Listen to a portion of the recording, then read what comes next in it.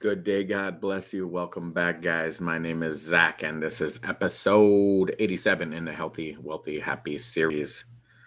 Proverbs chapter 18, verse 22. Whosoever findeth a wife findeth a good thing and obtaineth favor of the Lord. And so I am attempting to obtain favor of the Lord and find me another or a wife, not another wife. I had a wife a long time ago, but I want my lifelong wife this time. So yeah, I found a little Bible verse about getting married and being blessed by that. So that sounds awesome. So a little motivational quote: "To be content with what you have, rejoice in the way things are." A big topic, a big kind of belief of what this channel is all about is when I talk about wealth, especially is to, appreciate what you do have, and that, you can only serve one God. And you cannot serve money and God. One will drive you crazy over the other. And if that's the choice, then serve God. Be content with what you have. Understand that your needs are being met and you're being provided for. Okay, I'm on day 2, 48 hours into my fast. Um, really committed, like I said yesterday on yesterday's stream, to not have a snack in the middle of this fast. With the first 1, 2, 3, 4, 5 fasts, I didn't have any snacks at all. Then I had one, and then I went a couple without, and then now it's been a few in a row where I had a snack in between because I was losing weight anyway, and I was like, well, I'm just breaking, kind of agreed with myself to do it. But this time, I just for not so much for the physical, weight loss aspect of it, but for the mental strength and the fortitude to just show that if I decide to go 96 hours or more, and I make up my mind to do it ahead of time, and I state it and write it down and profess it and read it and say it out loud and tell you guys about it, that I will stick to it. And even though I had stronger hunger pains in my stomach today, um, just very physically hungry today, that like more hunger pains than I've had all 10 fasts. So didn't bother me. Like, you know what I mean? Like it isn't even the physical challenges that I'm being challenged by, that is not the difficult part. Like feeling hungry just doesn't even bother me. And in part of a way, it's like, yeah, you feel hungry because you're fasting. You're fasting because you're losing weight. You lose weight because you're winning. Like I combo that up and it just, hey, being hungry means you're winning. Where I have and I believe everybody, it's just all in your head. It is all a head game. People say, well, you know, um, like people that have never fasted, that don't understand how healthy it is for you, that immediately scoff at it. And they'll say things like, oh, I could never do that. And I never insult them or anything. And I don't really retort back too bad, but, they're right. They could never do it. If they would say, "Hey, that's something I'd like to try. I think I can do that." You know what? They're right because it's all in your head. It's not the people that are saying I could never do that is because they believe it's in their body and that their mind is not in control of their body, which it's probably not. The Bible talks about this, the battle of the spirit and the flesh. Paul talks about it in the book of Romans a lot. It's my favorite spot to look it up. Chapter 8 and 9 is awesome of the book of Romans, but I'll dig that out one of these days. And so their flesh is winning so aggressively that their mind is they're just defeated before they even think about it. It's not even a possible. I am whipped. I could never do that. And it's like, well, yeah, you're addicted to sugar and just like a drug addict, and you don't even realize how conquered you are. One of my favorite quotes is that greatest victory is to conquer oneself, and it really is. The older I've gotten, and really just over the last couple of years, it's been just enlightening to learn about self and discover things about yourself that you haven't even recalled to your mind in 45 years. And I had a memory of something that happened to me when I was 5 or 6 years old that probably devastated my state of psyche for decades. And I've learned to accept it and move on and move it out of the way. And I already talked about it on one of my videos, just, the having parents that didn't get along, and witnessing fighting and being thrown around in the swimming pool and whatever, all these things, they all add up. And you, as a young boy, as a young girl, you find these survival mechanisms, and you find ways to please your parents, or survive, or run away, or whether you fight or flight or fawn or freeze, you learn a way to survive. And those things become so subconscious in you, and you don't even know about them. And you go through your teens and 20s and 30s and 40s, and then all of a sudden it comes out, and you can heal and move on. And it's a positive message I'm giving right now. These old wounds can be healed. And you can forgive yourself, and you can forgive the people involved, and you can just move on. You can just choose to move on. You can choose. You're in control. Oh, you made me feel bad. It's like you're choosing to feel the way you feel. If something happens to you, just take the example I gave before about like getting a flat tire on the highway. One person could just pull over, screaming, freaking out, going nuts. They're going to be late for work. They're going to be late for a meeting. The kids got to pick up from, or you can just pull over and pull out the spare and get your new tire on and get going. Fully understanding that driving down the freeway, it is reasonable to assume that occasionally, maybe it's only once every 10 or 20 years, but you're going to get flat tires in your life. And it can be reasonably accepted that it's unavoidable that you will encounter a flat tire. So when it happens, you could say, oh, this was understandably unacceptable, and I can be content, and I can throw this back and handle my business and move on. So we are in control. Your brain is in control. Your mind, your emotions, it's all up to you. So let's win. Let's win. Let's win. So I'm on day 2, 48 hours into the fast. When I'm eating Atkins low carb. I'm feeling super mentally strong. Like I said, I was super hungry today, but it really didn't bother me. So some of the times I'm learning here now, like my next line here is like, what actions am I taking to like progress myself and to learn and one of the things is failure is a powerful motivator if you will let it be, if you will choose to let it be. And like looking at some of my past results in these last 10 fasts and these last 10 weigh-ins, I look and it's like, man, right here, I could have done a lot better. And right here, if I went to ate them 2 snacks, I would have lost more weight. And over here, if I would have exercised more, and if I would have started eating low carb sooner, the 400 calorie meals were awesome. I don't think I'd be as successful as I am right now with the 20 carbs if I hadn't have done the small meals first, because the small meals trained me to eat that lower volume. And then once I was trained to eat the lower volume, then I switched over to the lower carbs. And now I got to combine those two. And it's some of the things that I'm learning as I go here is to keep those meals not just low carb, but also low volume. My salads, I've committed. I haven't eaten since I've thought of this the last 2 days, but I have a big bowl that I make my salad. Well, you've seen that bowl. It's gigantic. I mean, I can cut that in half so that I can have 2 salads instead of just one a day, and then have my protein and my healthy fat and my eggs and my beef and my chicken and my vegetables, but keep those meals a little smaller. Even if I want to eat, I've been eating breakfast, lunch, and dinner with maybe a snack to maybe eat like 4 or 5. The Atkins book says do 3 to 5 meals, whatever you want. It's just got to be under the 20 carbs. So you could have one meal where there's no carbs, and then you could have your salad, and then you could have a meal with no carbs, and then you could have your salad, vegetables, and your meat.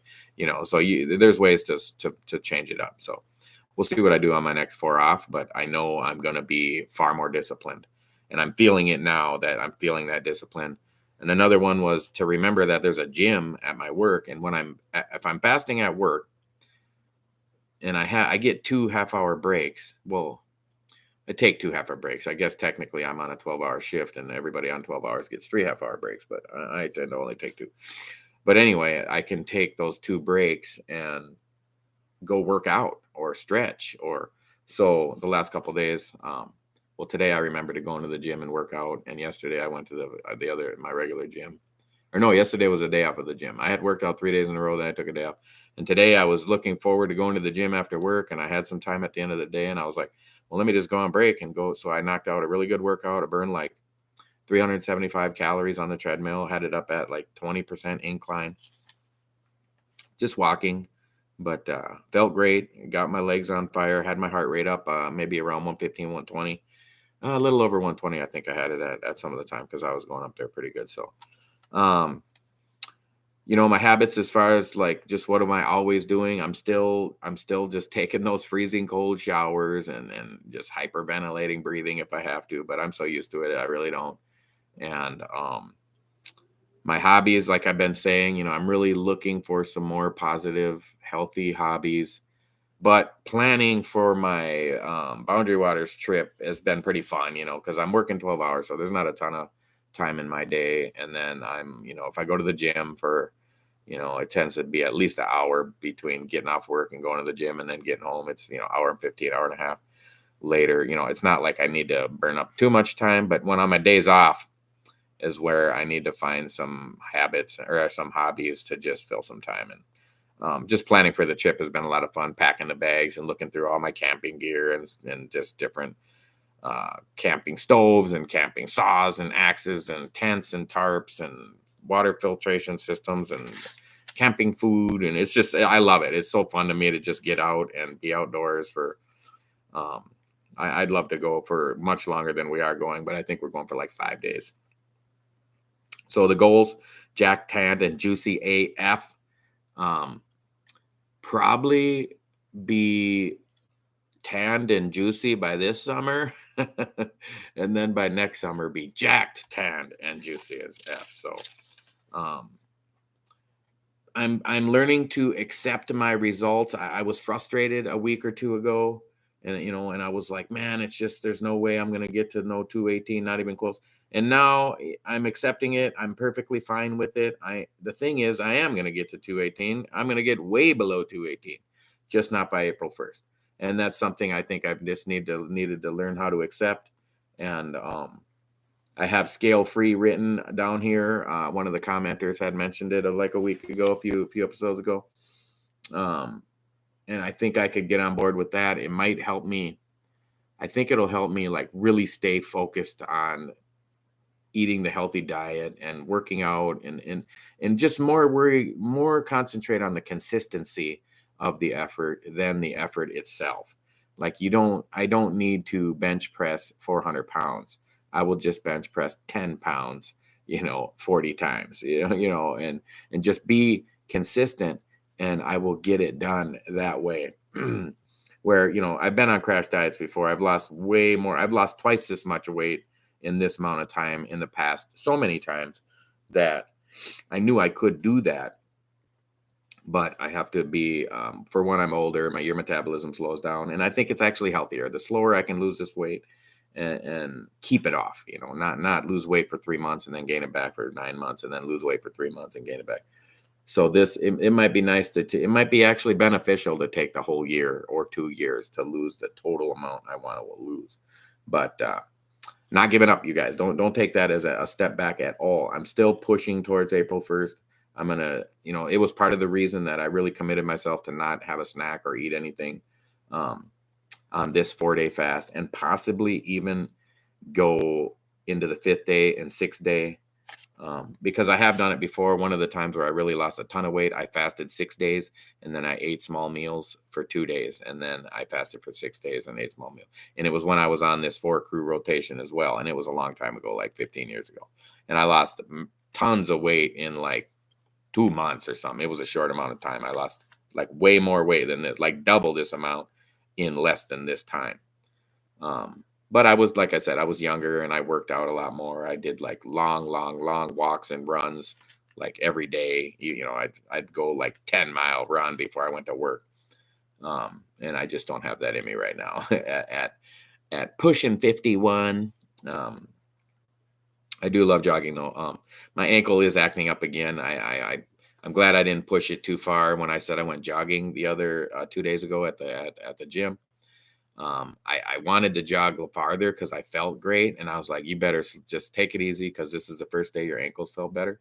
And I could feel it a little sore today. I had it wrapped all night last night with the muscle rub all into my ankle. Oh, guys, I'm going to do it again. I forgot to take my fasting salts to work today, and I wanted to take them all day at work. And now I just spotted them at the corner of my eye. And these are just electrolyte supplements. They have sodium, magnesium, potassium, in the correct balance to keep your electrolytes up while you're fasting because you're not eating anything.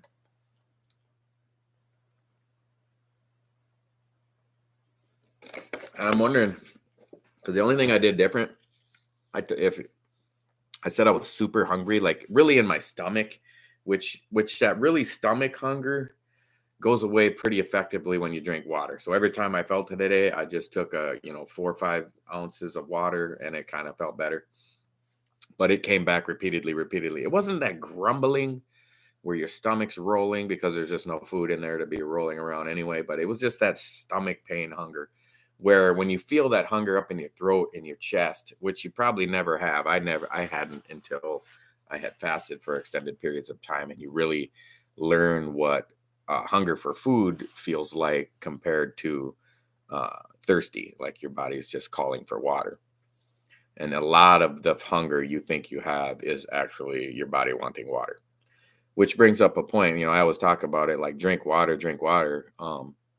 Drink water like before if you're going to make lunch, like drink water a half hour before you eat and let that kind of fill up your body and get hydrated because that water helps you process the calories coming in and helps you eliminate carbohydrates that are coming in. And it's just good for everything. I mean, your body needs water to perform everything it does, include digesting food. So planning the trip has been fun. Get Jack Tan is a goal. Just thinking about my like future plans and like I'm going to skip down here because it's kind of affecting this line as well. But I'm still reading The 7 Habits of Highly Effective People. I'm almost done. I think I'm on like the last chapter, and then it goes into some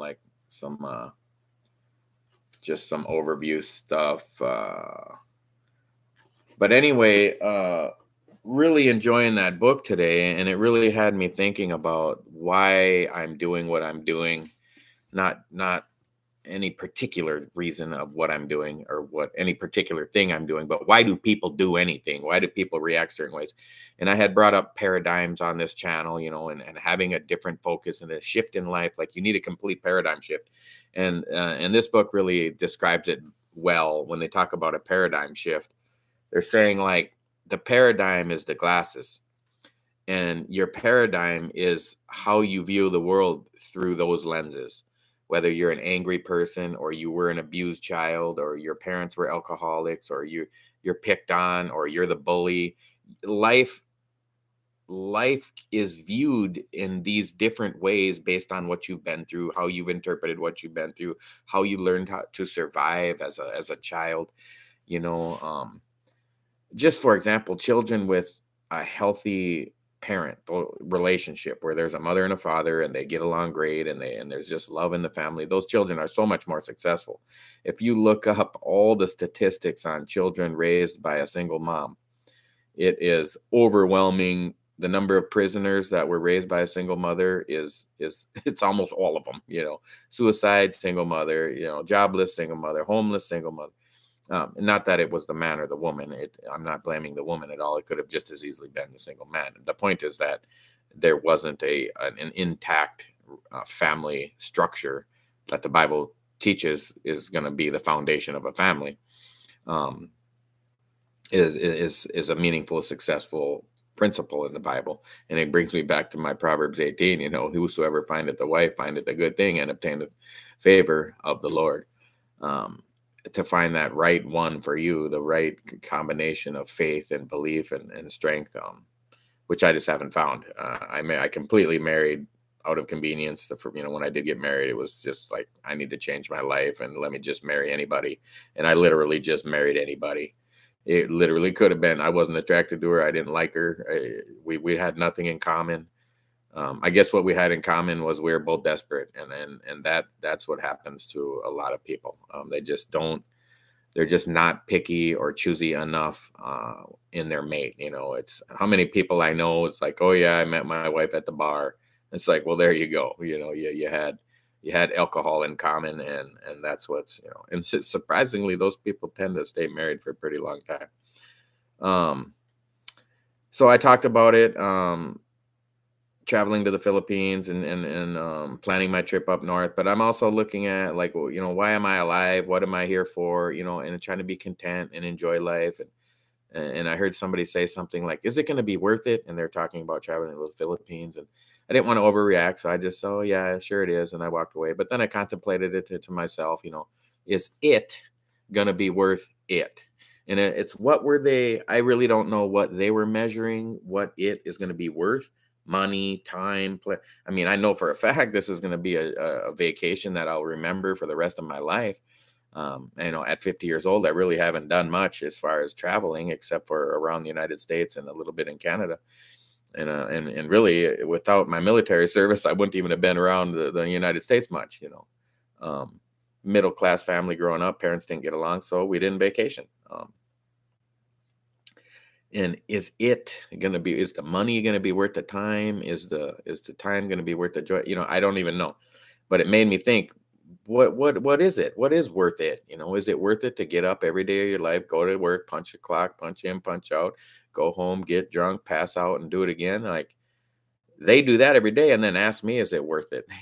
So I wanted to find the worth in life. And the 7 habits of highly effective people. I'm just going to show it one more time because I read this book a long time ago and it did not have the effect on me back then because I was a different person. It was literally 20 years ago, probably, maybe even a little more, 50. Yeah, I was probably right about 20 years ago. I read this the first time and I just thought it was an old fashioned kind of, you know, didn't really apply to me book. Now it's just a wealth of knowledge. This thing is just a gold nuggets on every page. And talking about the paradigm shift and like somebody threatening me at work a couple months ago and 10 years ago, I would have freaked out and been inviting them across the street after work and handle business. And now I just kind of felt sorry for the guy that, he had to turn to violence when I don't even know what he was mad about. It had nothing to do with me. And I know that now, people's struggles are, you let them struggle, just go away, leave them alone. And hopefully maybe they'll come back and apologize someday. Maybe not, but it has nothing to do with you. Pray for them and move on. And so something else he was talking about in the book though is what pursues what are you pursuing in life? What causes you to do what you're doing? What makes you want to do it? What make like starting the YouTube channel and wanting to lose weight and wanting to be fit. In a way, if I'm honest with myself, it's like, well, because I've had my heart broken by women and I want to have access to a higher caliber of women that will, respect me and love me. And because I'm in better shape and because I'm, loving myself and caring for myself. And it's a little off, it's not exactly the truth. I'm just saying what it could have been. But the book is explaining how to live. If I take it to the Stoic philosophy, it's like living with virtue. I can't remember the words he used. The wording they were using was like living by your moral character. Let's say I can't remember the exact wordage either. But when you think about who you really are and what do you see the world, what lenses are you using to view the world through? And when I'm honest with myself, I have to say that it's the Bible, it's the blood of Jesus Christ that I'm viewing the world through, or that I should be. That is what should be grounding me, and that's what should be the foundation of my decision making process. And like, why are you doing what you're about to do? You're going to do this, and then say why. Is it for, and one of the things he talked about, and there was a list of like why you do things, and one of them was pleasure seeking.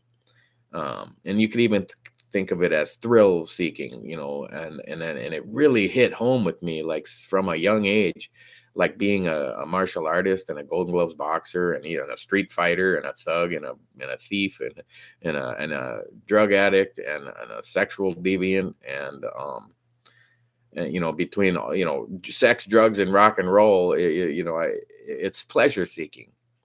And he's explaining in the book how, and I can compare it to the cocaine I've brought up 100 times, even though I haven't done it in decades. It's never ending. Like you never feel like, oh, I don't want any more of that. That was awesome. I'm just done for today. It's like, right, is never enough. And that's how anybody seeking any type of pleasure through anything will feel. There's never enough sexual pleasure. There's never enough money. There's never enough fortune and fame and power and control. And you just look at the most powerful people in the world, and all they seem to be doing is attempting to obtain more power because there's just never enough. And it bring me back to the Bible, or to the motivational quote for today, to just be content with what you have and actually rejoice in the way things are. It just is the way it is, and you can be content and call it happy, but really it's the contentment that I'm seeking more than anything, to just be stable and be. So I'm feeling I was feeling very hungry today, but then I wrote down here that I'm also feeling very blessed because that hunger did not overwhelm me, and it actually motivated me. Emotionally, I'm just feeling stable and relaxed and comfortable and patient and content. Um, the quote from yesterday, like, "Are you willing to wait for your muddy water to settle, and for you to be able to see clearly through the water, of your life?" And I think that applies really to in my situation where my last three relationships, I went from one to the next to the next to the next, pretty rapidly.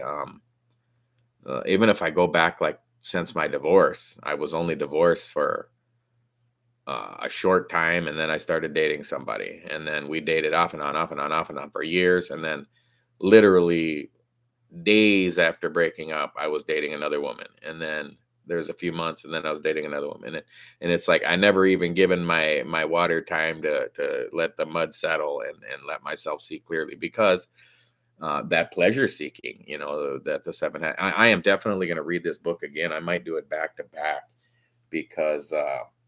I do it on Audible, and sometimes I'll be listening to it in my office while I'm doing other tasks, and I kind of start daydreaming, and then I like, wait, what was that last couple, paragraphs? And but it's just a great book anyway. To really, I think I would want to sit down and actually like have a notepad and pen out and take notes while I was listening to it, and maybe even read it while I'm listening to it. So you hear it and you see it and you take notes, and it sticks with me. But I have a pretty. People think I have a great memory, like, because if I quote the Bible or if I, look some things up. But really, my short term retention is terrible. I really have to go over things many, many, many, many times for it to stick with me. So all right, guys, if you watched my video last night, right about this time, I was looking at the time and I was like, guys, it's about a half hour into the video, and I think I'm gonna just start making just keep them at like a half hour. They don't need to take up a month. And then I went on for another hour, and my video last night was an hour and a half. It was kind of ridiculous. I pulled out my phone and started scrolling through all my Audible books because I wanted to tell you about one, and I ended up going through like 90% of them. So my last line here is, I'm still reading The Seven Habits of Highly Effective People, and I'll be done with it probably tomorrow. Almost certainly tomorrow I'll have time. Still brushing my teeth with the peroxide, still taking cold showers, still fasting 4 days, eating low carbs, 20 grams a day on my eating days. Same goal, same action, same activities. 48 hours into this fast, still trusting in the Lord. Um, Getting the I'm traveling into the Philippines, if you've been following along, and I know I'm talking to a woman there, and we're getting along great, and I'm liking her more and more. And of course, I haven't met her in person yet, but I think you can get to know somebody pretty well by video chatting and texting and communicating.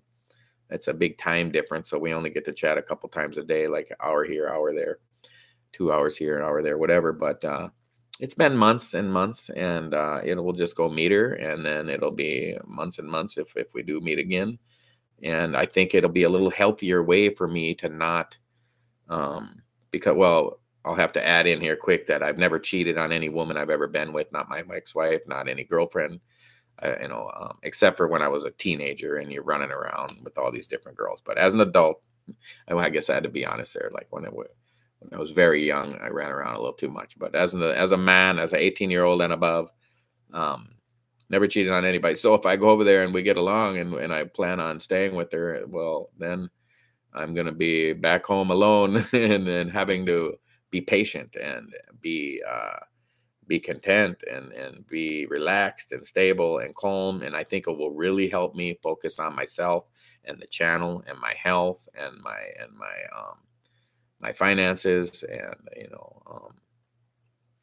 just to get everything put together so that I can go back and see her again, and then potentially work up to the point where you can get a K1 fiance visa to come to America. So that's looking a bit forward, but the Bible verse for today kind of got me thinking about it.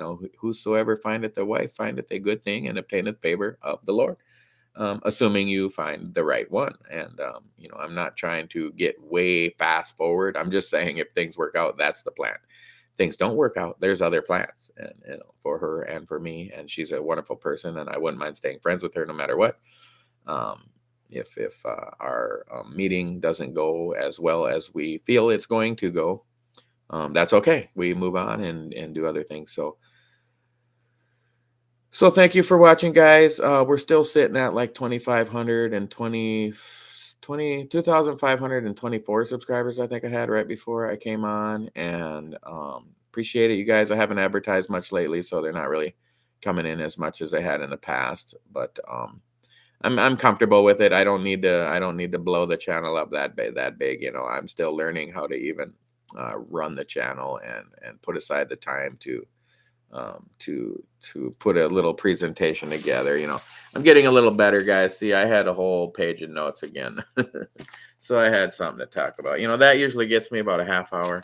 And then if I keep yakking on, I can sometimes. So I was 239 pounds on the 4th. And so then I ate 4 days, and now I'm back fasting, and I'm 2 days in it. So 2 more days. I'm going to say it's going to be borderline. I'm definitely not going to lose 3 pounds, but I might lose 1 or 2 or 3, who knows? We'll see. I feel like I'm doing good, but I just know that when I weighed myself at the end of eating that I had gained like 8 pounds back or something. So we'll see if I can lose 8 and then more. And it's just how much water's in your body, how much food's in your body. So it's not the biggest, most important number to go by. It's just because I wanted to document it. And, now that I'm in this far into it, I kind of wish I wouldn't have went all the way till April 1st, because it's so concentrated on the scale and your exact weight, which, if I want to lose 10 pounds in the next 3 days, I would just not drink water, and I would be dehydrated as hell, and I would lose 10 pounds. But you got to drink water to burn fat. So, if you're not drinking water, you're going to weigh less because you didn't drink water, but you're actually going to have more body fat because your body will not burn the fat as efficiently as it would have if you'd have been hydrated. Even though you weighed more because you drank a bunch of water, you actually have less body fat. So in the long run, you're not going to want to worry about the scale on a daily basis, on a every 8 days even basis that I'm doing. Maybe on I guess you'd never really need to be on a scale. It's how do you look? How do you feel? How do your clothes fit? Are you buying smaller clothes every 3, 4, 5 months? That would be a good indicator, right? Is your belt just going click, click, click, click, click, click?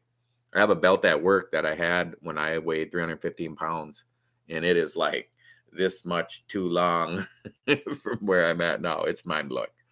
How much the circumference of even though I still have this jiggly wiggly belly, it used to be just a beach ball.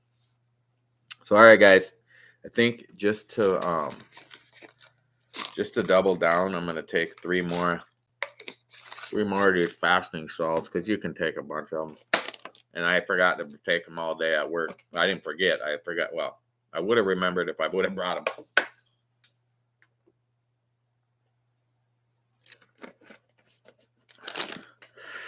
All right, guys, I'm going to tell you about jumping on board with Jesus, but then I'm going to bring one of my little boxing trophies in here.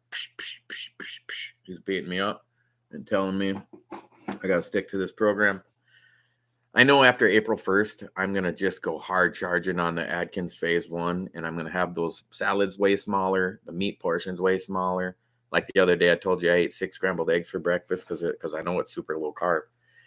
Make it 4, make it 3, make it 2. You can really get that volume down. It's like, well, you need calories to be healthy. Throw some olive oil in there. That you keep the meals down with the super healthy foods. I was watching one doctor on YouTube, super awesome. I can't remember which one it was, but he was talking about The only reason you eat salads is so that you have something to put olive oil on, because the olive oil is just so good for you. And now the majority of my dressing, I make the homemade dressing: olive oil, apple cider vinegar, spicy brown mustard. It's mostly oil. It's like 2 parts oil, 1 part vinegar, or maybe 3 parts oil, 2 parts vinegar, and then like a tablespoon or 2 tablespoons of the spicy brown mustard. All has no carbs. Whip it up. It is the most amazing salad dressing. 0 carbs, just delicious. It's just awesome. It's so good on the salad, you guys. Maybe if you're eating sugar all the time, you wouldn't like it yet, but if as you learn to eat less and less processed food, and obviously I don't eat candy or pop. I haven't had a sugar pop. I've had a diet pop, like maybe one in the last year, but like I couldn't even tell you how long ago, like a Mountain Dew or a root beer or something that was sugary. It's just so bad for you guys. I mean, tell me what would be worse for your health than liquid sugar. And why do they put caffeine in it? Because it's another addictive chemical. The sugar's addictive. It creates the dopamine rush in your brain. The caffeine's a neurological stimulant. So I mean, it's like they make sodas super addictive. There's literally like when they tested how much sugar to put in Dr. Pepper, and you could Google this. This is a story. It's a true story. They were trying to determine not how much sugar would make it like taste the best.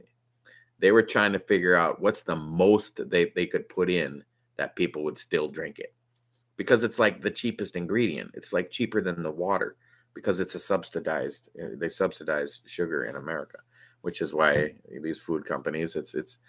Yeah, I'd want to say it's a conspiracy, but not from the food companies. It's more from the government to subsidize like white flour and white sugar, so that the companies can make everything out of that practically free. And healthy food is, there's a reason there's, everything's not organic vegetables in the grocery store, because it's not subsidized and they can't afford to make it, and they can't turn a profit unless they charge up the ass. And so you got a little tiny corner of healthy vegetables, and the whole rest of the store is just polluted poison. So, well, now I feel bad. I've been yakking for 37 minutes with hardly anybody watching, and now I have some live viewers with me. But thanks for watching, guys. Please hit that thumbs up button. If you're new to the channel, if you're just running into me because it says 48-hour fast, I hope you will subscribe to the channel. Maybe even hit that like button, and share the videos, and tell your friends, and hit that notification bell so you can see when all my new videos come out, which is almost every night. I have skipped in the last 100 days. I probably skipped maybe 3 or 4 days. Probably not more than that, though. I should go back and count. It's not many. I go live almost every night. It's a personal accountability for me. This is my whole living quarters. I should turn the camera around it, and you can just see there's just the door going out is right behind this. Is just a little kitchen along the wall, a closet, a bathroom, and the door out. This is my whole life. I work out, I sleep, I fast, and I go live. And I'm trying to change my life. Oh, there's somebody coming on. Angel, my man. Cheers to you as well. I'm going to take it that you hit that thumbs up button, because you got 2 thumbs up there. Thank you for that. Guys, now what's going on? Is it the time? Yeah, it is the time. I went on at about 8, and now it's 8:34, and people are starting to get online and check out Zach. Attack the fat and attack the plan, attack the diet. Guys, I got some haters on the channel over my Planet Fitness videos, and it's kind of motivating me to take some more Planet Fitness videos, because attention is attention, and if they want to give me a little negative attention, it is what it is. They're probably not as emotionally stable as the rest of us, and that's why they would feel the need to insult random strangers online on YouTube, even to the point of making like a homosexual remark. I mean, I agree, Planet Fitness is not the. I mean, I don't even know how I'd word it in 2023. It doesn't present the most macho image, with all the purple gear and the, what do they call it, the hassle-free zone, or it's almost like the safe space gym, so I don't even think they have like free bench presses there. It's not like a big jock gym, where there's bunch of dudes in their string tops and their gallon water jugs. And the dude actually came up to me there because I had a gallon water jug. I was on a treadmill making no noise. I wasn't throwing dumbbells and chugging my water. It's like, I'm on a treadmill. What are you? Well, I'm not going to say nothing, but technically it's like, you're not going to say nothing. You're saying something. You're saying it that you're not saying it. So anyway, I wouldn't insult some random stranger though, or anybody for that matter, over where they work out or what their video is.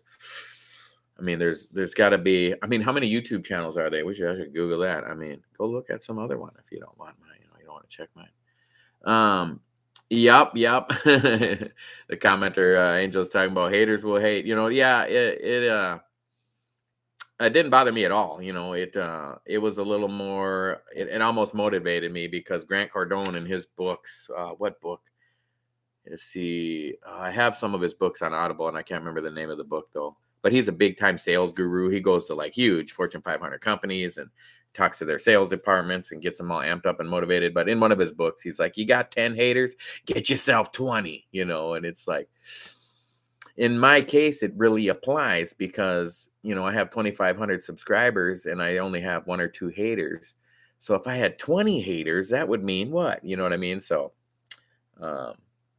and I'm not looking at it from like, I actually believe somebody's hating me out there. I'm believing it's somebody that's unhappy and emotionally weak and unstable and, not fulfilled or satisfied with their life, their situation, the trauma they've been through to lead them to insult somebody that they don't even know is pretty sad.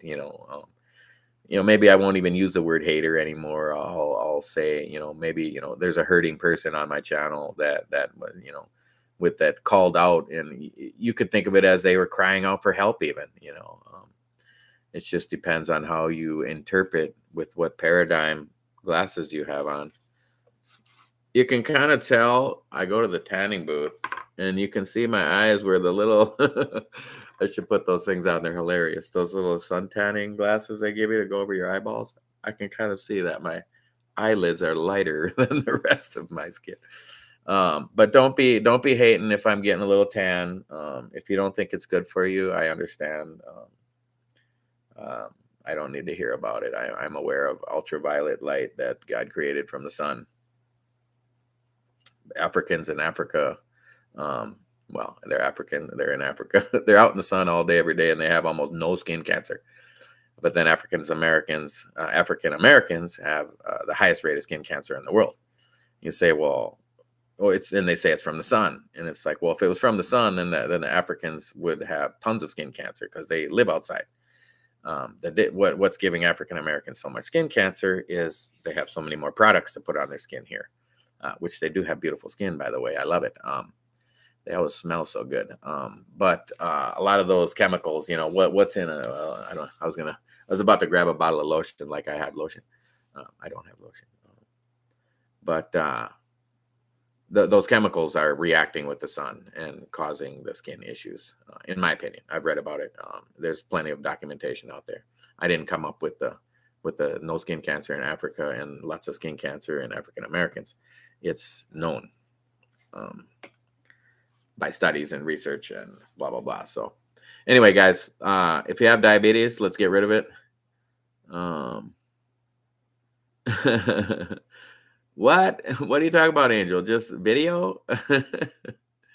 Or maybe I need to make a video about that. I was about to say, if you have diabetes or pre-diabetes, or you have a big beer belly like this is the channel, man. This is the channel for you.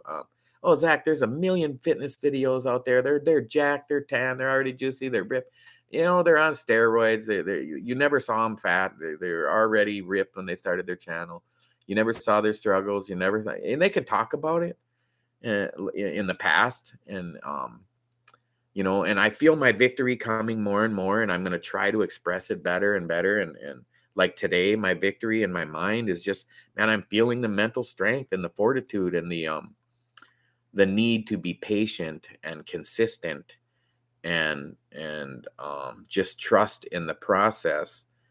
Like, I asked my friend, like, what should I do different? And they're just like, keep doing what you're doing. Just slow down. Just stay the course. You're gonna get there. And in the first 10 videos, I talk so much about baby steps, and then I lose the focus to want to take bigger steps.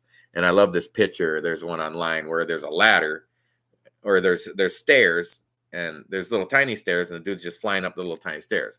And then the other guy, there's these big, huge stairs, and he can't even get up to one of them. And then the quote is like, the importance of taking small steps. You're going to get to the top a lot faster, especially if you're trying to take a step so big that you can't even take that step. You're biting off more than you can chew.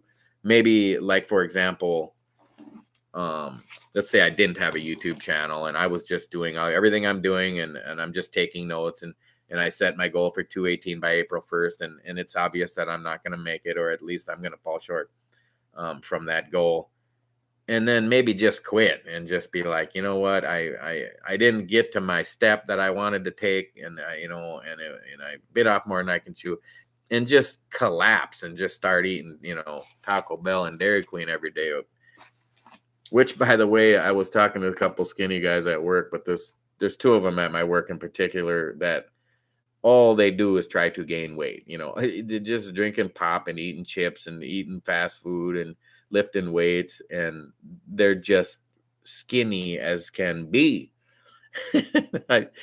I don't know what is up with my metabolism, but if I'm not on a diet, if I'm not watching what I eat, if I just say, like, I'm not like crashing, like just eating completely out of control when I'm not dieting, but anyway, having said that, it's basically, I will gain weight every single day that I'm not losing weight. Like, if I'm not trying actively to be fit, be healthier, work out, eat right, drink more water, if I just let that slide for any amount of time, however much time goes by is equal, is about, that's the equation of how much I will gain. Like, I dated the one woman like 3 years ago, and when I met her, I weighed 220 pounds, like almost 20 pounds less than I do now. And when we broke up 5 months later, I was like 265, like just collapsed, like just, oh, I got the hot girlfriend. And I at first I tried to keep working out, and, she drank more, and I was like, well, I'll hang out with her and have a few beers. And then all of a sudden she didn't want to work out, and all right, I'll stay over here and not work out. And yeah, my fault, not blaming her at all. Don't be with people that are incompatible with you, not friends, not family, not romantic interests. Make sure you have your priorities in line. Of course, family is important. I'm not saying like don't hang out with your brother, sister, mother, father, or cousins, uncles, aunt, whatever.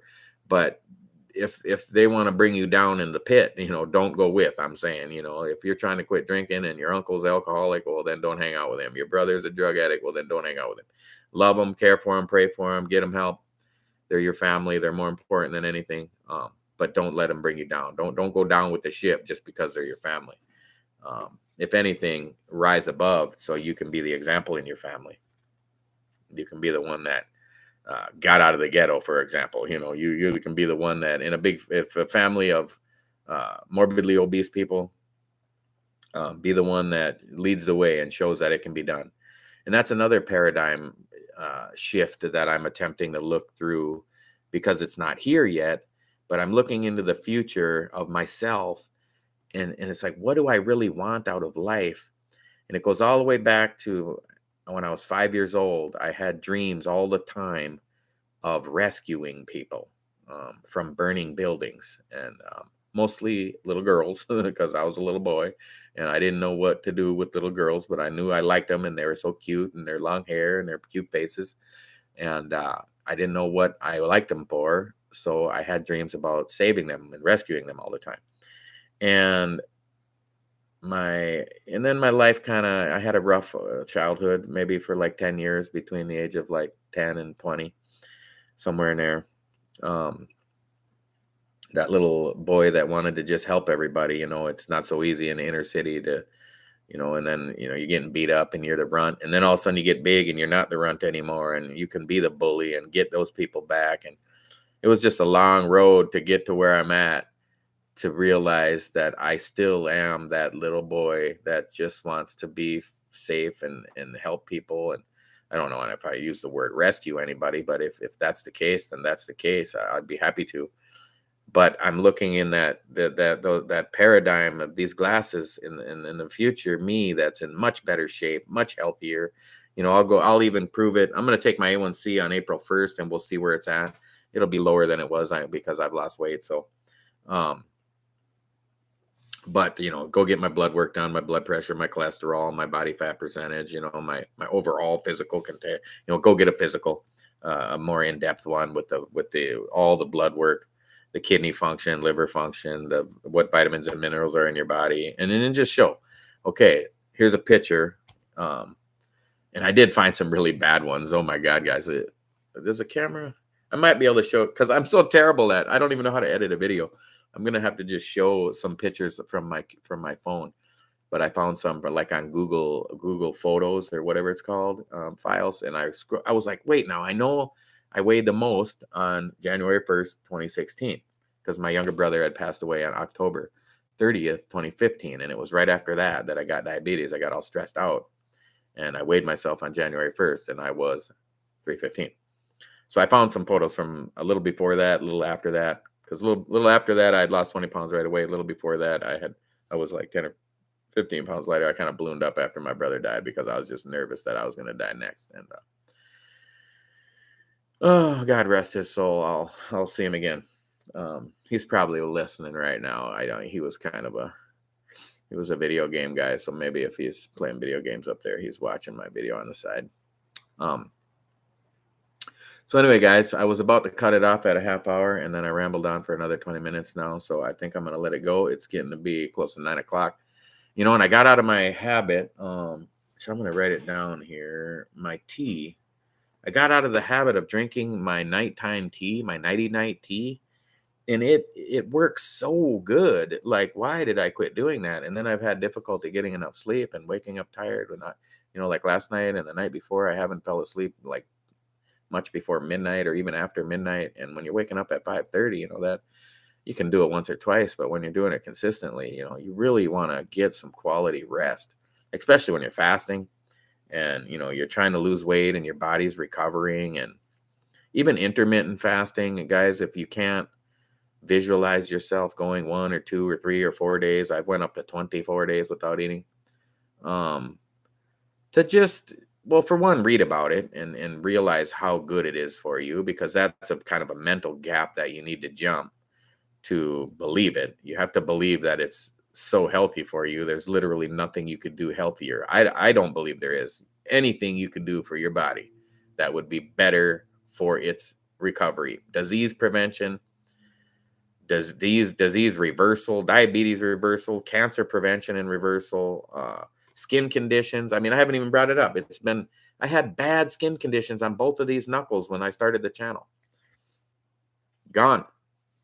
I don't even remember. It was driving me nuts, itchy, red, scaly, kind of like psoriasis, but not psoriasis. It was like an autoimmune deficiency. It's basically what pre-diabetes is. When you have skin conditions, it's your body like attempting to get rid of poisons. It just has nowhere to put it. And it's trying to push it through your skin, and you get these jacked up diseases, and there's no research into it. You can dump money into cancer. And I mean, think about the cancer industry in America. Like, I haven't Googled it, but usually when I say Google it, I already have Googled it. But I'm going to say, we Google how much money does the cancer industry make in America every year, and then consider if it got cured, like if there was an automatic cure, that you didn't need any medicine, you didn't need any surgery. It might even collapse our economy. It's that much of how many billions and billions of hundreds of billions. I have no idea. But it would, in all the medicine that's just fake bullshit that we don't need. I mean, how could you need a chemical in your body that does not exist in nature, especially if you believe you're created by God and He created our universe and our world and our bodies? He wouldn't have created us needing something that doesn't exist, that they had to formulate in a lab and put it in a pill. Funny too, you can't well, what's it called? Patent. You can't like get a patent on medicine if it's natural. You know, like if I could patent an apple, I would, and I'd tell you to eat an apple every day, and it'd be very healthy for you. Or if I could patent, clean water, if there was any clean water on the planet, and it would be very. Or if I could patent, don't eat for a week once a year, and watch the percentage of people that do that get cancer compared to the 50% of Americans that get cancer. Just think about the differences in the cancer rates in the world, and it should make you want to do some research.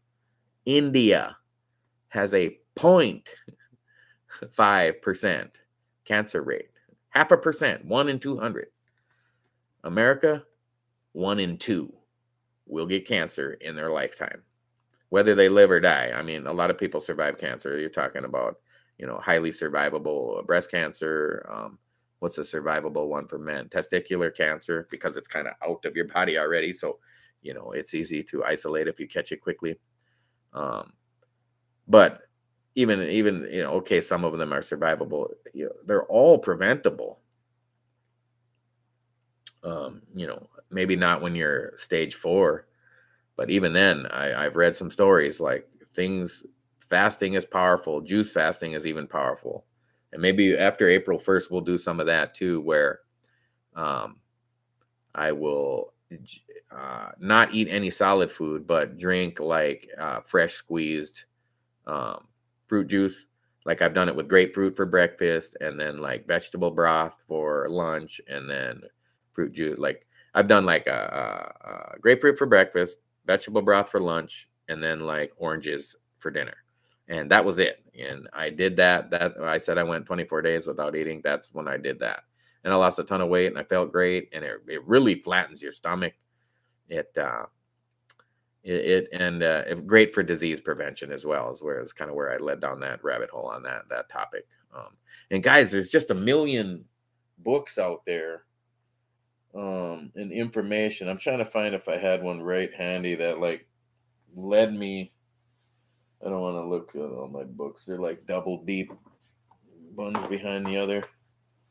Even this book right here. The guy is almost a scam artist that wrote it. It's none of his own information. But this Kevin Trudeau, is this book by Kevin Trudeau? Yeah, Trudeau, The Weight Loss Cure They Don't Want You to Know About, right? And the other book he had was it was something similar to this. But you look through this book, and it's basically just referencing other books and other doctors and other information. And he admits it in the book. He pretty much admits, hey, I'm a scam artist, and I learned how to get rich off of selling books that are just full of somebody else's information. And, the particular weight loss cure in this one's to save you from buying this book. I don't buy it or anything, but I just bring it up because there's information like this dude just wrote a whole book and made millions of dollars off of information that was already out there. And it's because it's very powerful, life-changing, disease-preventing, healing information. And this one, though, the weight loss cure itself is it's called HCG. It's a chemical that they first discovered in pregnant women's urine. I think it's even how they figured out how to do a pregnancy test with a woman's urine, because if it was in there, then they were pregnant. And they figured it out in India, where these very skinny women that like literally malnourished and barely had enough food in their life to survive, and then they'd have this big, chunky, healthy baby.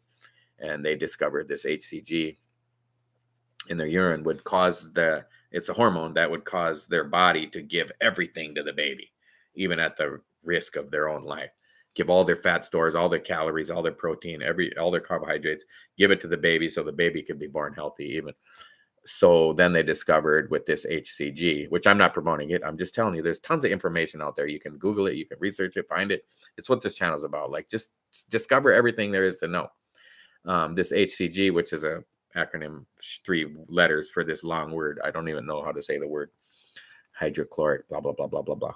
Anyway, if you inject it, it makes you like you're pregnant, and it gives all your calories go into your bloodstream and just get eliminated out of your body like rapidly. I don't think you can get a prescription for it in America anymore.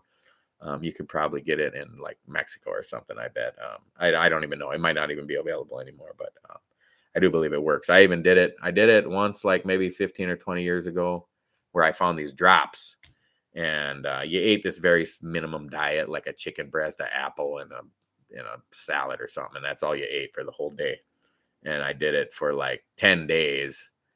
And with these drops, and you say, oh, the HCG drops didn't do anything. Well, they obviously did, because I had a physical while I was on it. I did it for 10 days.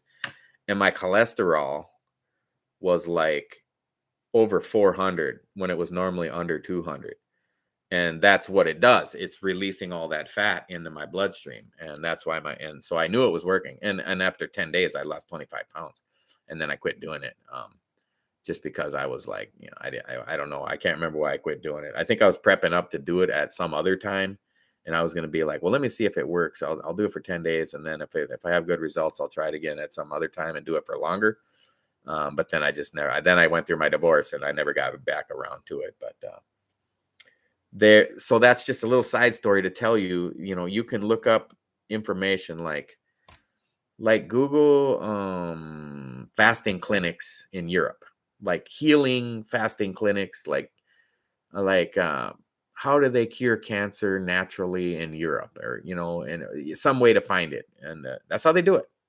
There'll be a clinic, they'll get cancer and they'll go to the clinic and they'll just immediately start fasting on water. And they got doctors and nurses taking care of them, making sure they're healthy, making sure they're, not too stressed out. Take massages and naps and yoga and relax and stretch and let. So a cancer cell, it has a receptor on it that it needs to eat. And the cells here's the receptor.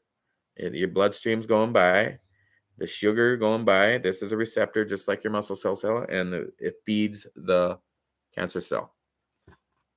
If you're fasting, not only does it starve because it doesn't have any sugar to eat going by in your bloodstream, but your body actually eats it for fuel.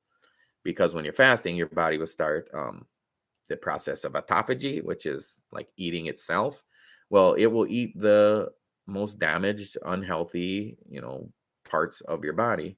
And the tumor is the first thing it will want to eat. It will consume it and it'll be gone. Supposedly. Let me throw that in there just in case there's some cancer doctors out there that are making money.